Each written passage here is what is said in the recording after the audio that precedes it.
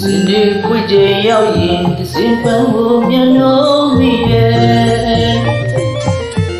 တောင်းဝဲပန်းကလေးမို့ဒီမှာပန်းနေရဲ့ချီရမကူရဘူးဝဲနာနေမဲ့ချစ်သူလေးညီရရင်လေဒီမန်ဆောင်လာနဲ့ညရဲ့ဝါလေတနန်တတာမမော